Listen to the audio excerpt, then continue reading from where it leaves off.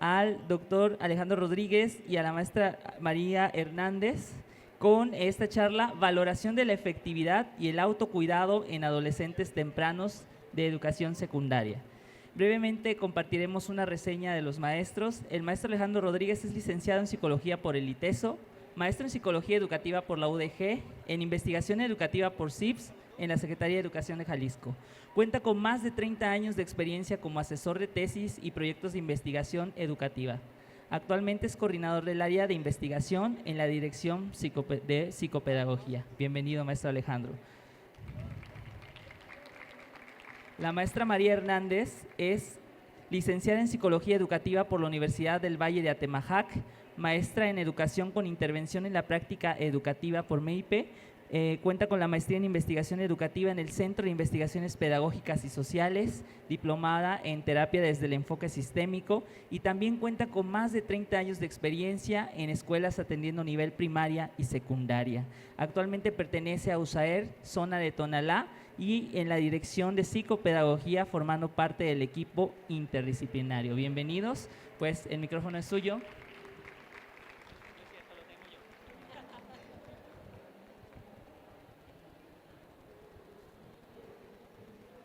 Muy buenas tardes. Vamos a iniciar nuestra presentación de una manera un poquito extraña. Les voy a decir por qué.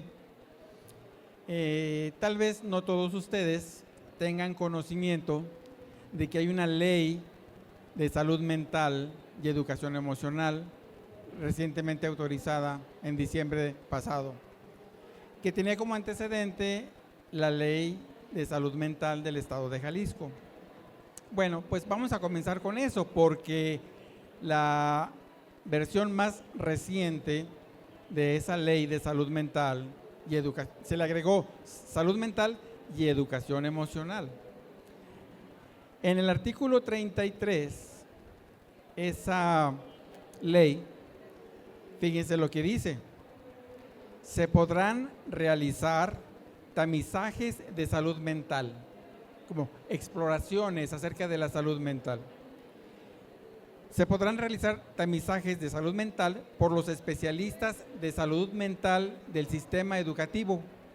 Esta ley nos está comprometiendo al sistema educativo de que haga actividades de tamizaje orientadas hacia la salud mental.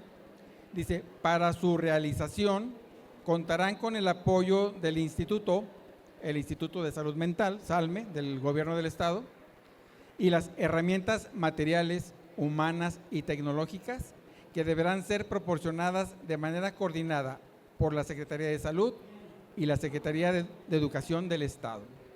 Eso significa que nosotros como trabajadores de la educación, primero, bueno, tenemos conocimiento de esto, tenemos idea de cómo pudiera ser ese tamizaje en las escuelas. Imagínense un tamizaje sobre salud mental en todas las escuelas primarias, en todas las escuelas secundarias, en todos los bachilleratos que dependen de la Secretaría. ¿Qué recursos se necesitan para eso? Recursos humanos, recursos materiales. Pues, y luego lo interesante, la segunda parte del artículo. La primera parte señala como la responsabilidad. La segunda dice más bien el procedimiento. Dice, si derivado del tamizaje de salud mental se advirtiera la necesidad de atención a la salud mental de alguno de los alumnos, la autoridad educativa deberá informar a los padres o tutores del menor. Pero si dentro del plazo de 15 días hábiles, el padre, la madre o quien ejerza la tutela, guarda o custodia no demuestra ante la autoridad educativa que ha brindado a la niña, niño o adolescente la debida atención médica, dicha autoridad dará vista a la Procuraduría de Protección de Niñas, Niños y Adolescentes, quien realizará el acompañamiento correspondiente y fungirá como su representante en protección de sus intereses hasta en tanto su padre, madre o quien ejerza la tutela, guardia o custodia cumpla con su obligación. Me interesaba comenzar con esto porque sepamos pues nosotros profesores que hay un respaldo jurídico que nos da autoridad para realizar tamizajes que no son diagnósticos, son tamizajes. Entonces, hacemos una exploración. Un tamizaje es como un sondeo, es como una exploración, un cribaje, también se usa la palabra cribaje. Es como una primera aproximación para detectar alumnos que estén en riesgo. Si detectamos eso, podemos señalar a los padres que deben ser atendidos. Y ellos tienen la obligación en 15 días de demostrar que están haciendo algo por sus hijos. Entonces, bueno, creo que es importante que lo conozcamos. La maestra Lupita y su servidor tenemos formación en investigación, pero también formamos parte del personal que labora en la Dirección de Psicopedagogía. Entonces, dentro de la Secretaría de Educación, la Dirección de Psicopedagogía, podríamos decir, es una instancia oficial que tiene a bien atender las cuestiones socioemocionales. Entonces, por ahí puede ir el camino. Nosotros entonces, como trabajadores de la Dirección de Psicopedagogía, con la formación de psicólogos, con la formación de investigación, tomamos la decisión de empezar a dar primeros pasos al respecto. El día de hoy, entonces, vamos a compartir con ustedes una experiencia en la que aplicamos 2 instrumentos que les acercamos a las personas que llegaron un poquito antes, les acercamos los instrumentos para que lo conozcan más en detalle. A veces cuando uno platica sobre los instrumentos dice las cosas muy rápido y es bueno luego que tengan la oportunidad de ver con más calma el contenido de los cuestionarios. Voy a ceder entonces el uso de la voz a mi compañera Lupita y posteriormente continúo yo. Gracias.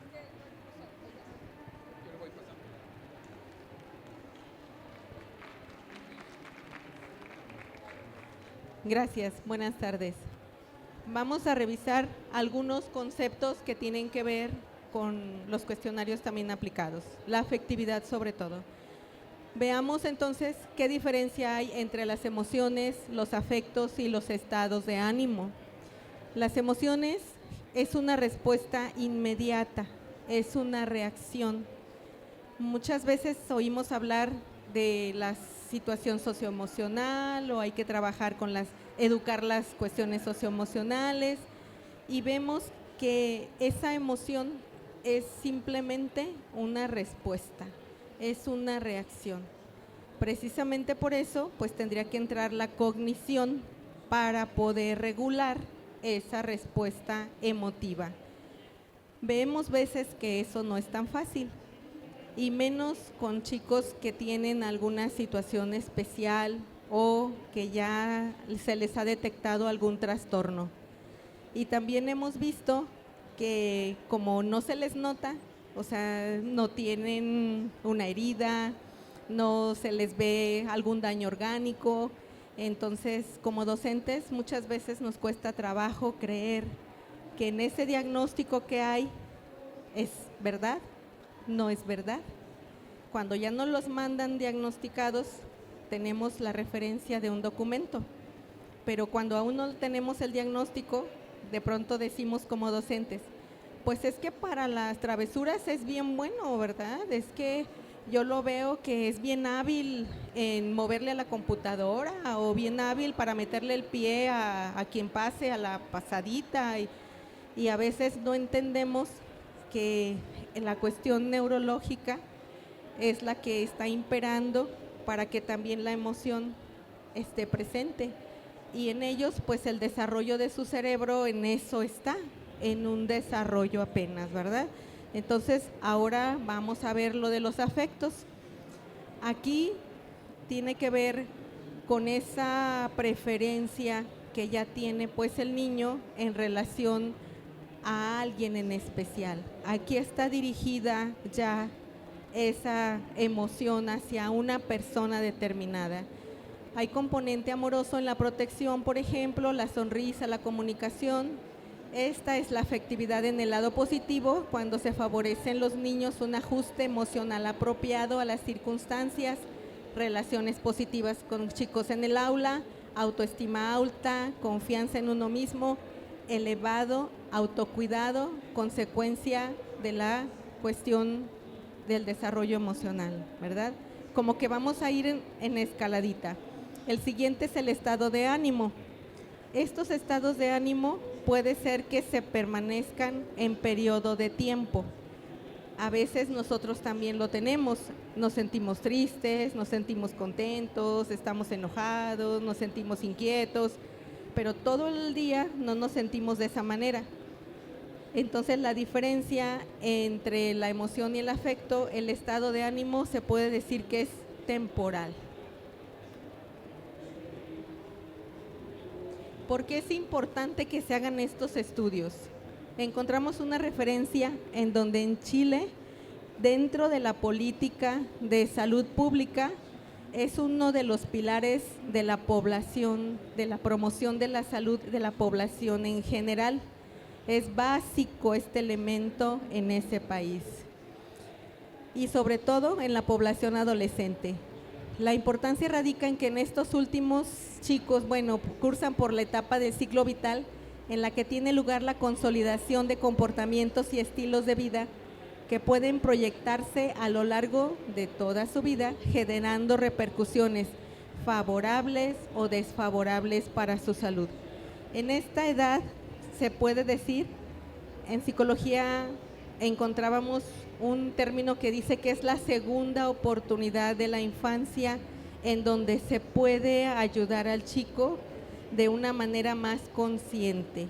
Y si hablamos del tema escabroso que tiene que ver con el género, podría ser que aquí se consolida precisamente lo que sería su identidad de los chicos. Entonces es una etapa pues muy importante, ¿verdad? ¿Qué tiene que ver el autocuidado con esa formación en la escuela? Pues es un proceso educativo que provoca el cambio de hábitos. También esto es para evitar que exista una valoración de ideación y riesgo suicida y depresión.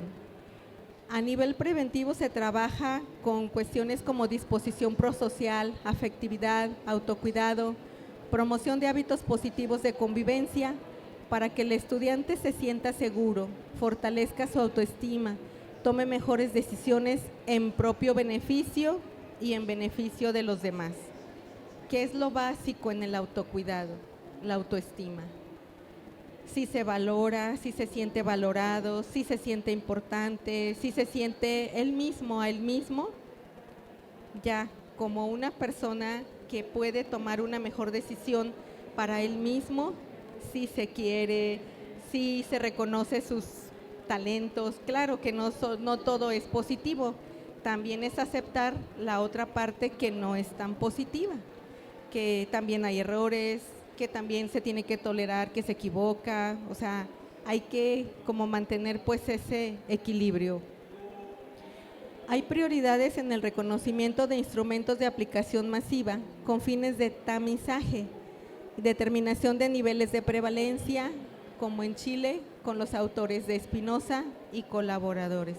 O sea, sí hay estudios previos en donde se está refiriendo que el concepto del autocuidado pues es básico, ¿verdad? Sobre todo en los chicos.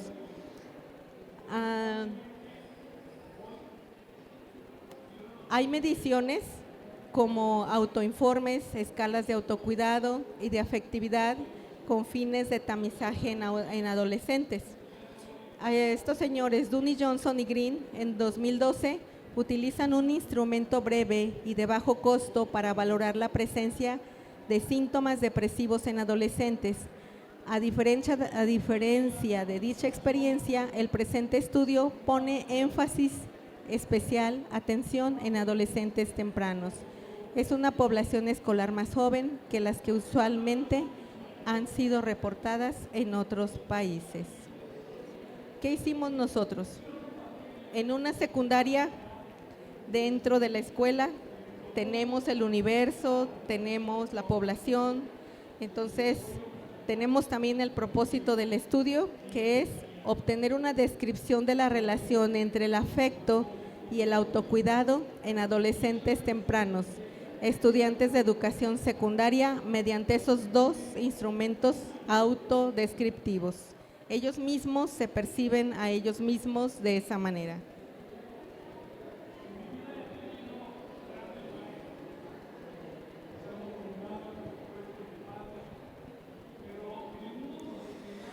Bien.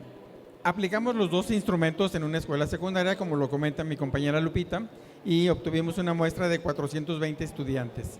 Debo decirles que la aplicación es relativamente rápida y fácil, porque en una sola hoja, impreso por un lado e impreso por el otro, están los dos cuestionarios. Entonces, entramos a grupos, aplicamos los dos cuestionarios, nos aseguramos que los alumnos contesten los dos instrumentos y obtuvimos 420 participantes. Estamos hablando de una escuela secundaria que tiene, ¿cuántos grupos? ¿Cuántos grupos?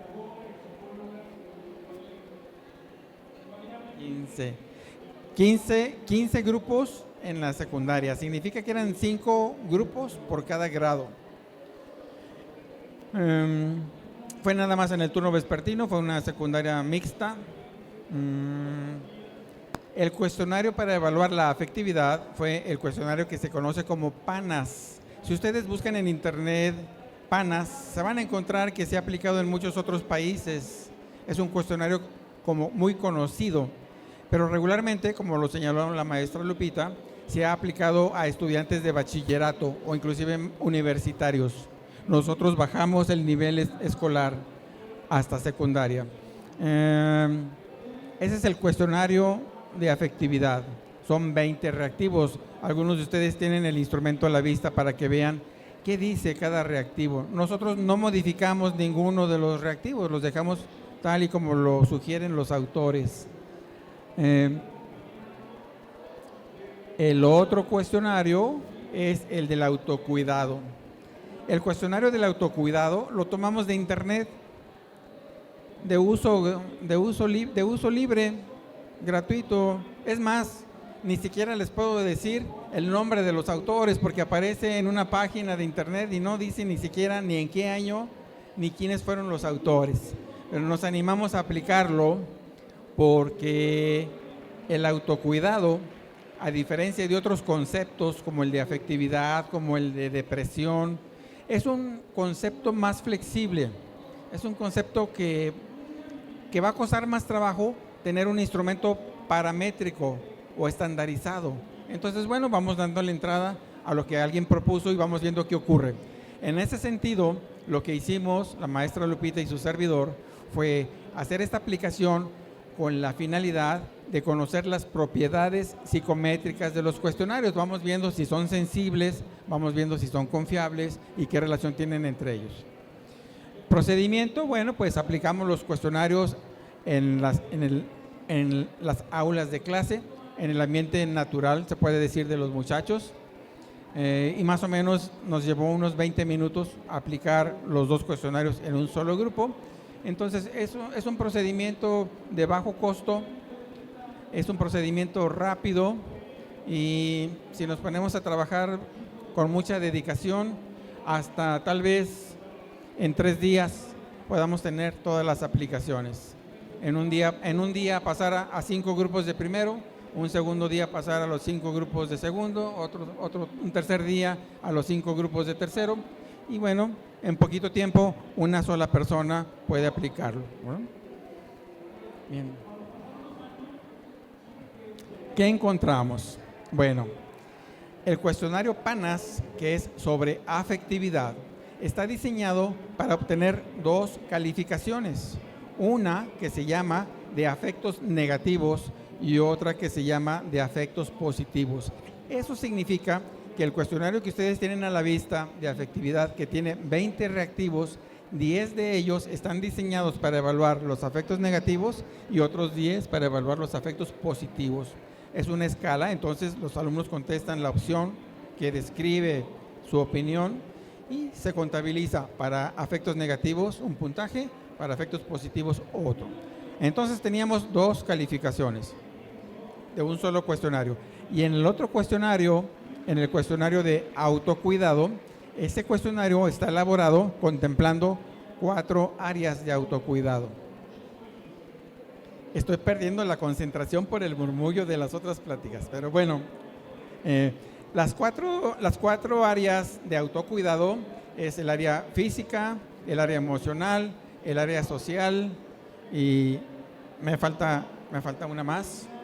Bueno, es un cuestionario que también tiene 20 reactivos Entonces, hay los 5 primeros, ustedes si ven el cuestionario, están agrupados. Los 5 primeros corresponden a una de las dimensiones. Por ejemplo, autocuidado físico. Luego hay otro que son otro bloque de 5 reactivos que son como de autocuidado emocional. Y luego otro, pues están clasificados y pueden darse cuenta ustedes. Bueno, son 4 aspectos en ese sentido. Gracias. Sí, los primeros 5 tienen que ver con autocuidado físico, que hayamos descansado, que comamos de forma tranquila, que hagamos alguna actividad física. Sí, los primeros 5 son autocuidado físico. Los siguientes, del número 6 al número 10, es un autocuidado emocional. Me permito disfrutar algunas cosas, valoro mis capacidades, pienso en mi felicidad. Esos 5 reactivos, los segundos, del 6 al 10, tienen que ver con el autocuidado emocional. ¿Cómo cuido yo de mí mismo en torno a las emociones? Luego vienen del 11 al 15. Pido ayuda, pongo límites, tengo personas que se preocupan por mí. Es la parte del autocuidado social. Es como evidente, ¿verdad? Y el último grupo de 5 preguntas, de la 16 a la 20. Me concentro con facilidad, tengo conversaciones de temas diferentes, controlo mis pensamientos negativos. Este es un autocuidado cognitivo de pensamientos. Entonces teníamos 2 puntajes de afectividad y 4 puntajes de autocuidado. 6 calificaciones. Son 2 cuestionarios, pero 6 calificaciones. Y entonces pasamos a ver qué pasaba con esas calificaciones. Esa gráfica que ustedes tienen a la vista, a lo mejor no alcanzan a leer las letras, pero se las puedo platicar. Un color tiene que ver con los afectos positivos. Si no me equivoco, es el color anaranjadito. Y el color azul tiene que ver con puntajes de afectos negativos. Las 2 distribuciones nos muestran el rango de puntajes que observamos. Si ustedes recuerdan por ahí algún concepto de estadística descriptiva, las 2 distribuciones tienen cierta semejanza con una distribución normal. Es decir, hay poquitos alumnos en el extremo derecho, hay poquitos en el extremo izquierdo, y se ve que la distribución en color anaranjadito está un poquito más cargada hacia la derecha. Significa que se obtuvieron puntajes más altos en lo positivo que en lo negativo. ¿Sí? Entonces, es una descripción de la sensibilidad de ese cuestionario. O sea, es un cuestionario que es sensible para detectar alumnos con puntajes altos y también sensible para detectar alumnos con puntajes bajos. ¿Sí? Esta otra es la distribución para el cuestionario del autocuidado, sumando las 4 calificaciones, es decir, todas juntas del autocuidado. Y también apreciamos cierta distribución parecida a una distribución normal. Ninguna de las distribuciones es perfectamente normal, pero bueno, significa lo mismo que las otras, que este cuestionario de autocuidado permite detectar alumnos en puntajes extremos bajos y en puntajes extremos altos. Una mayoría se ubica en puntajes intermedios. En ese sentido, los 2 cuestionarios muestran tener sensibilidad para una población de educación secundaria. Luego procedimos a hacer correlaciones. Vamos viendo cómo se relaciona un puntaje con otro. En las gráficas que están viendo, igual me voy a acercar un poquito a ellas. Hay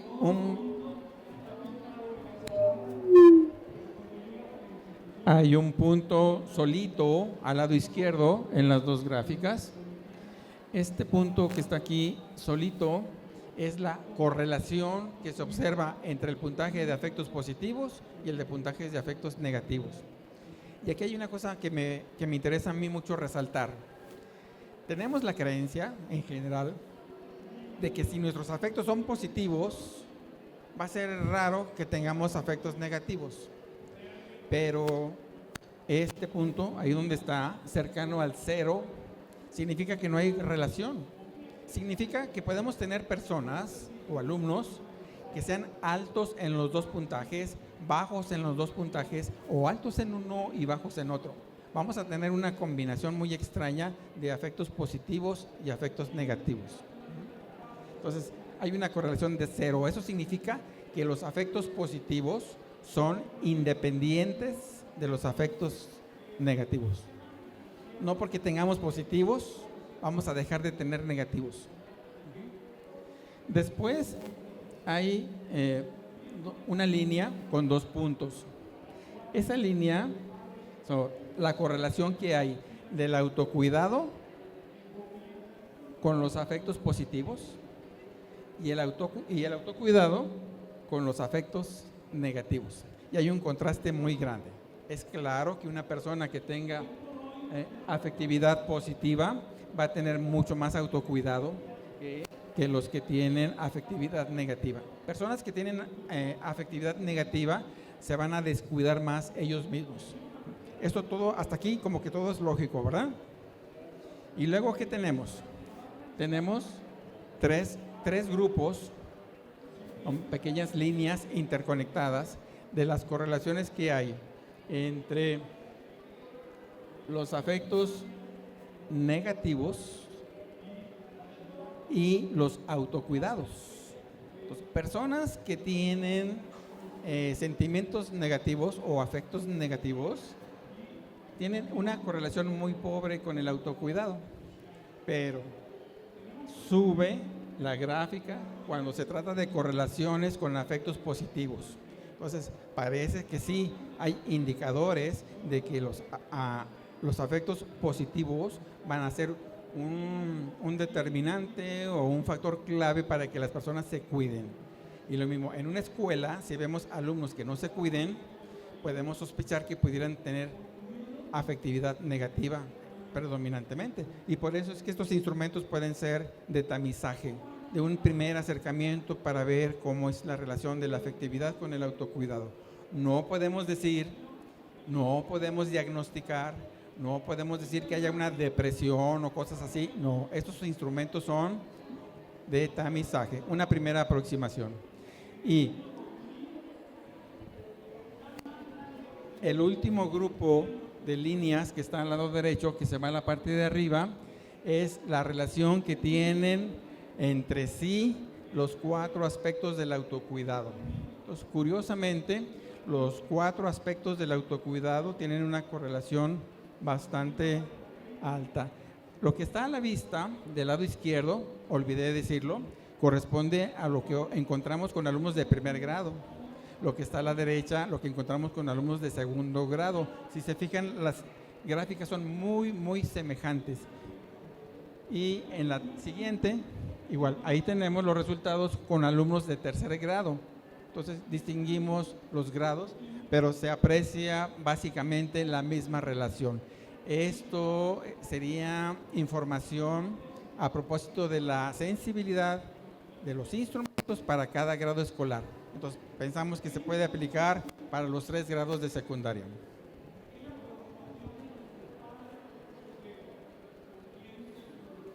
Entonces, a manera pues como de conclusión, es importante evaluar los sentimientos, la afectividad. Pensamos que sí. Podemos hacerlo con el instrumento de PANAS que ya se había aplicado en otros países, pensamos que sí. Se puede aplicar con poblaciones más jóvenes porque las aplicaciones previas habían sido de bachillerato hacia arriba, universitarios. Parece que todavía es sensible para población de secundaria. ¿Qué más encontramos? Que hay una relación entre afecto positivo y autocuidado. Personas que nos cuidamos, que nos queremos a nosotros mismos. Y fíjense, si aplicáramos un cuestionario de autoestima, seguramente también encontraríamos relación entre la autoestima y el autocuidado. Yo me estimo, me voy a cuidar. No me estimo, no me valoro, no me voy a cuidar. ¿Y en qué medida mi pensamiento va a estar con ideas favorables o no en cuanto a mis relaciones afectivas? ¿O voy a ser de los alumnos que, así como me hago amigos, me hago enemigos? El concepto de amistad no queda muy claro. Pasamos de sentimientos positivos a negativos con mucha facilidad. Eso también lo podemos, con la experiencia, como psicólogos, podríamos decirles a ustedes que nosotros como que nos entrenamos con un ojo clínico, ¿no? Entonces podemos entrar a un salón y algo nos va a llamar la atención a nosotros de los alumnos, por los años que tenemos de experiencia y todo eso. Entonces, sí, puede ser que alumnos muy calladitos no expresen sus sentimientos, no expresen sus afectos, cómo se van a desenvolver socialmente. Entonces va a haber una relación entre el comportamiento social, el autocuidado y lo que pensamos de nosotros mismos como autoestima. Por ahí también hay algún cuestionario de depresión para adolescentes, famoso, el BEC. A lo mejor algunos compañeros lo aplican en algunas escuelas, puede ser. Entonces, hay cuestionarios de autoestima, hay cuestionarios de resiliencia. A propósito de resiliencia, igual si me permiten un comentario muy particular, la compañera Silvia que está acompañándonos hizo una tesis de maestría sobre la cuestión de la resiliencia. Y bueno, la resiliencia, la autoestima, el autocuidado, los índices de depresión, todos esos instrumentos pueden ser instrumentos de tamizaje. No estaría prohibido que nosotros los usáramos. Lo que debemos de tener cuidado es cómo interpretar los datos. Aplicaremos cuestionarios, pero un dato numérico de una calificación de un cuestionario no es suficiente para hacer un diagnóstico. Estrictamente hablando, los diagnósticos son psiquiátricos y los hace un especialista. En todo caso, si detectamos que hay alumnos con puntajes bajos o con riesgo de tener algo más serio, nos permitimos canalizarlo. Cuando algún padre de familia me cuestiona a mí que por qué lo ando mandando a una evaluación, yo le digo, mire, señor, puede ser que yo esté equivocado. Si yo estoy equivocado, me va a dar gusto, porque significa que no hay riesgo en el niño cuando yo supuse que sí, pero qué bueno que no va a haber riesgo. Pero si hubiera riesgo y no me hacen caso y no se atiende a tiempo, entonces sí que me va a preocupar a mí que no se haya hecho algo para ayudarle a este muchacho. Es preferible tener falsos positivos que falsos negativos. O sea, podemos sospechar de que algo pase y precisamente como yo no soy especialista, yo no soy psiquiatra, con los datos que yo tengo sospecharía que puede haber algo, pero vaya y confírmelo, por favor. Se lo dejo a su responsabilidad como padre de familia. Entonces, recuerden el artículo 33 de la ley, por eso comencé con eso. Cuando nosotros nos damos cuenta de algo en la escuela que nos pueda parecer sospechoso o un indicador de cierto riesgo emocional, pues atendámoslo y hagámoslo con la certeza de que no es más que una apreciación de nuestra parte y que por eso a ellos como padres y tutores y responsables de la criatura les pedimos que lo vayan que lo lleven a una evaluación. Si el experto dice que no, digo, yo prefiero equivocarme, que no tenía nada, a que si tuviera algo y que no hubiéramos hecho nada. Entonces, eso es lo que nos mueve a nosotros para aplicar estos instrumentos. Y nos permitimos pues acercarle los instrumentos porque no son instrumentos que esté como prohibido aplicarlos, ¿verdad? En todo caso, de los dos, el cuestionario PANAS seguramente sí tiene derechos de autor, pero nosotros no lo aplicamos para obtener ningún beneficio, ni ninguna ganancia, ni cobramos por aplicarlo, ni nada de eso. Entonces, creo que sí es posible que en la Secretaría de Educación pudieran en las escuelas hacerse actividades de esta naturaleza. Y si hubiera alguna duda, tal como lo señala la ley de salud mental, los directores de las escuelas como autoridades pueden solicitar a la instancia correspondiente de la Secretaría de Educación que les ayude en ese tipo de tamizajes. Y si la Secretaría de Educación no tuviera recursos humanos o recursos materiales para hacer esos tamizajes, entonces la Secretaría de Salud tendría que intervenir. Y entonces los médicos especialistas psiquiatras en salud mental serían a través de la Secretaría de Salud quienes fueran a las escuelas a petición de los directores a hacer ese labor de tamizaje que nos obliga la ley a hacerlo, ¿no? Entonces nos obliga, pero al mismo tiempo nos protege, porque si lo hacemos, detectamos. Si nos equivocamos, no debe ser motivo de querella, ¿no? O sea, no estamos asegurando que el niño tenga eso, estamos señalando que existe el riesgo y que es mejor corroborarlo con un especialista. No dejamos la decisión a nosotros, sino al psiquiatra especialista, que puede ser del Hospital Civil, que puede ser de Salme, que puede ser un particular, otra institución. ¿Sí? Bien, pues no sé exactamente cuánto tiempo nos haya llevado nuestra presentación, pero ojalá haya sido poco tiempo y no haya sido tan aburrido o tan pesado. Y claro que si disponemos de tiempo, con mucho gusto podemos dialogar un poco más en torno a esto, de la importancia de detectar con instrumentos de relativo bajo costo y fácil aplicación la situación emocional de los alumnos. ¿Sí? Entonces,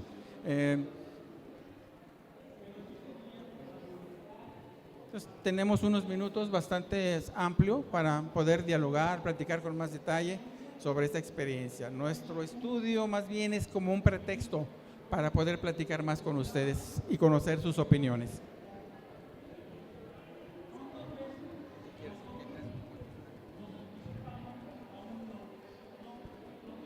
Buenas tardes. Mi pregunta es, ustedes nos muestran gráficos por grupo y, bueno, ustedes nos muestran gráficos por grupo, por grado, perdón.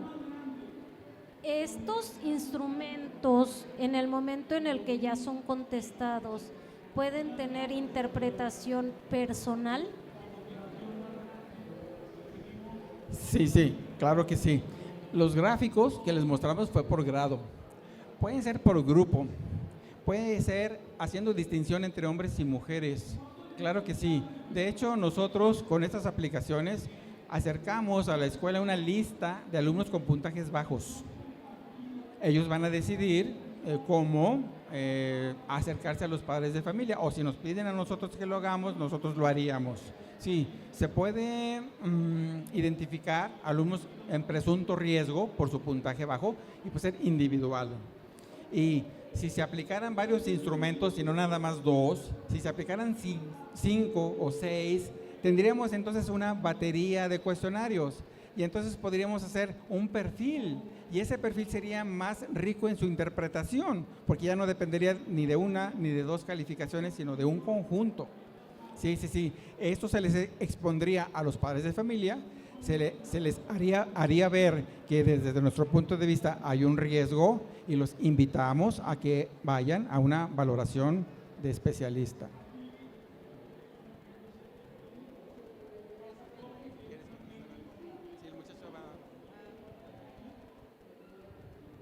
Buenas tardes. Una pregunta. Este tipo de instrumentos,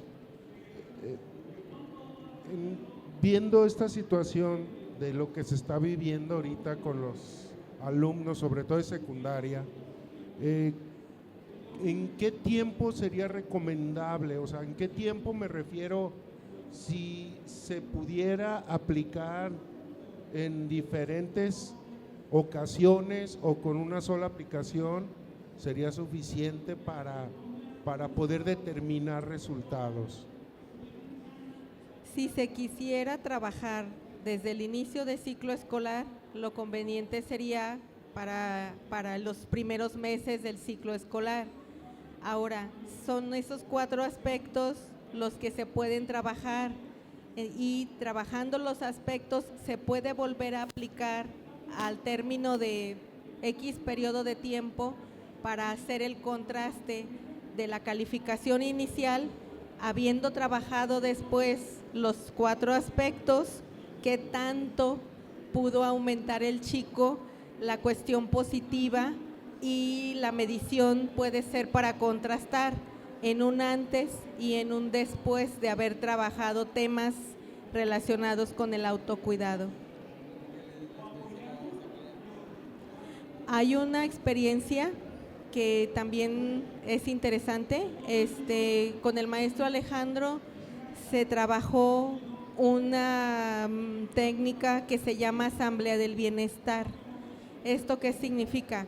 Estas ideas vienen tomadas de Paulo Freire. De hecho, en la nueva escuela mexicana viene que se practiquen asambleas con los alumnos. Con el maestro Alejandro, desde antes de lo de la nueva escuela, se idea esta intervención para grupos en donde se les va haciendo a los chicos conscientes en un periodo de tiempo de 1 hora, se dividen en 4 aspectos esa asamblea. Al inicio es hacer ejercicio de respiración para que ellos vayan siendo conscientes. Si gustan, también con ustedes lo podemos hacer. Es manejarlo como si ustedes fueran un salón de clases. Entonces, este ejercicio lo pueden ustedes también trabajar con sus alumnos y de hecho hasta con ustedes mismos. La técnica es la siguiente: vamos a pensar, dibujar un triángulo en nuestra mente. Cuando dibujemos el primer triángulo, vamos a inspirar. El primer lado del triángulo es inspirar, luego el segundo lado del triángulo vamos a sostener la respiración, el siguiente lado del triángulo vamos a exhalar. Vamos a cuidar que no es una respiración nada más a nivel de pulmones. Vamos a bajar la respiración hasta el estómago, vamos a tener una respiración profunda.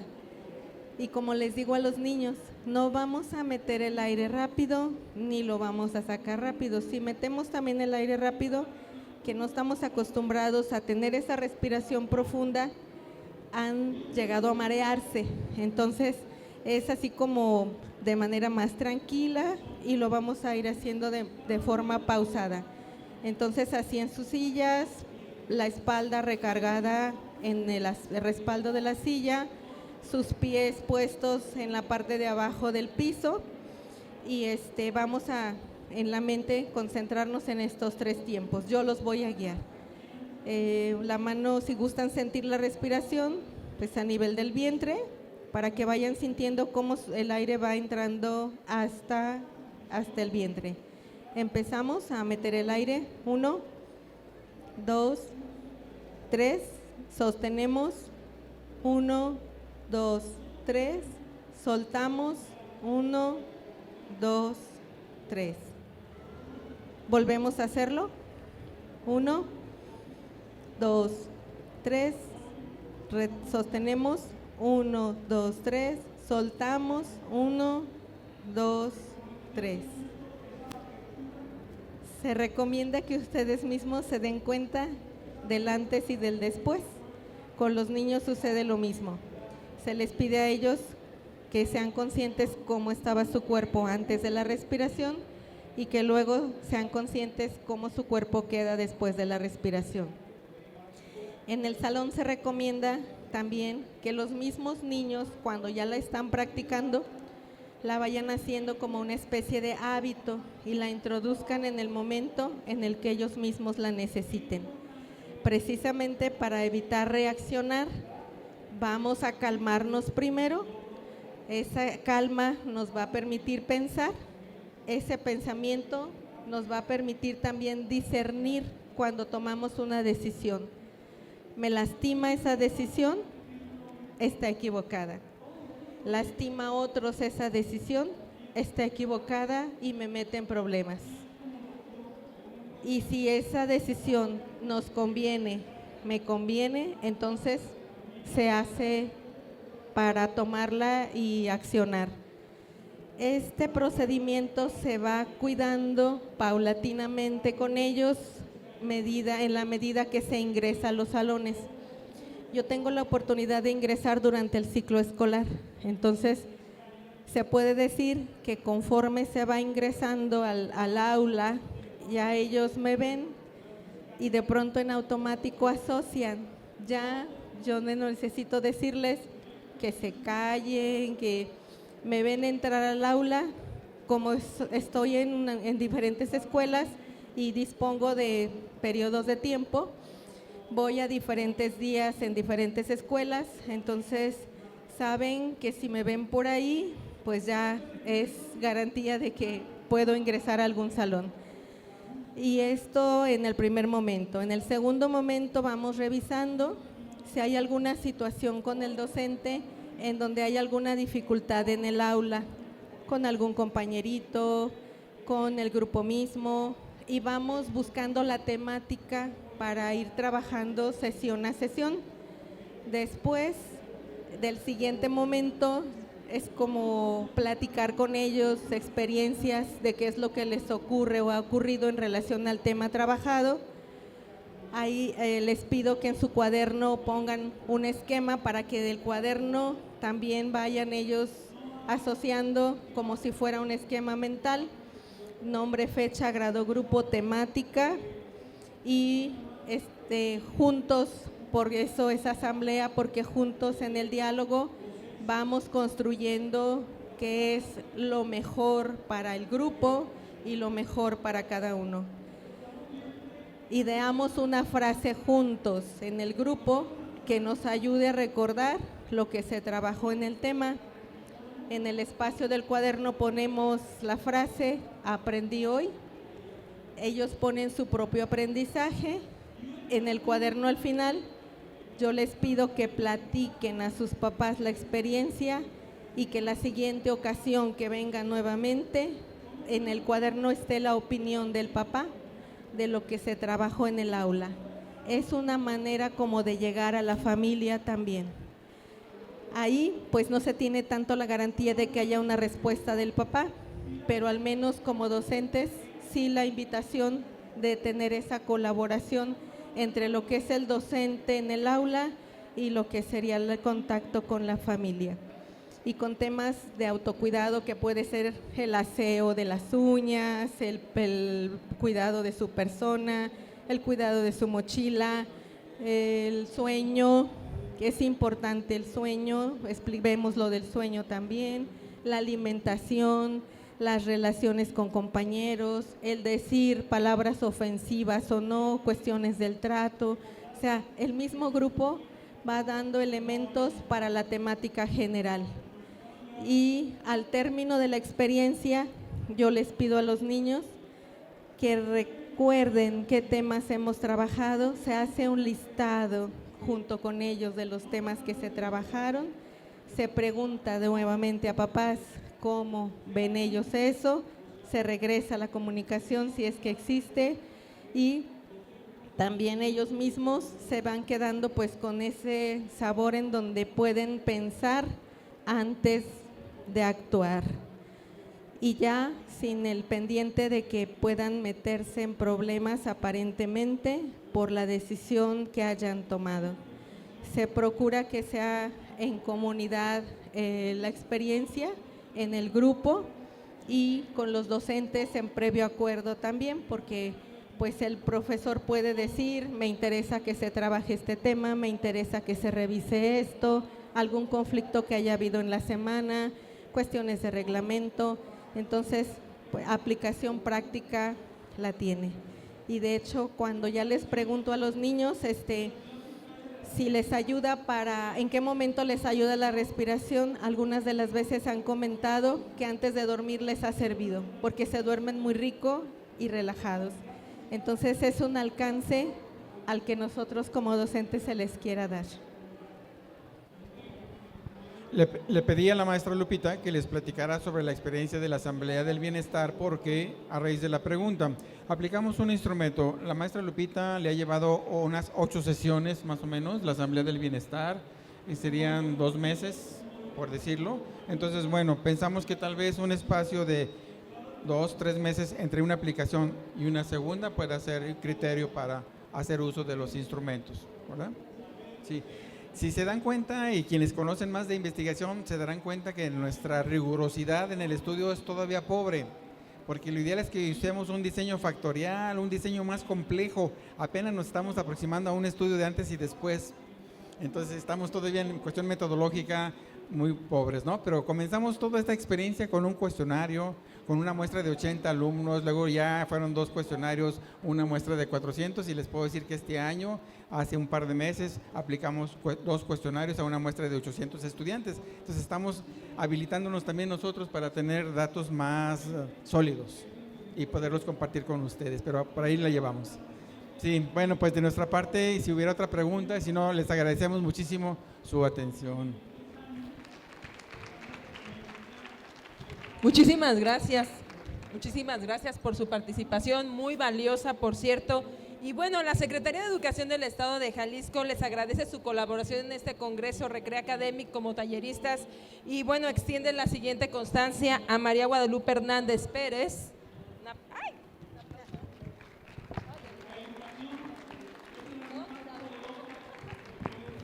Y Alejandro Rodríguez García.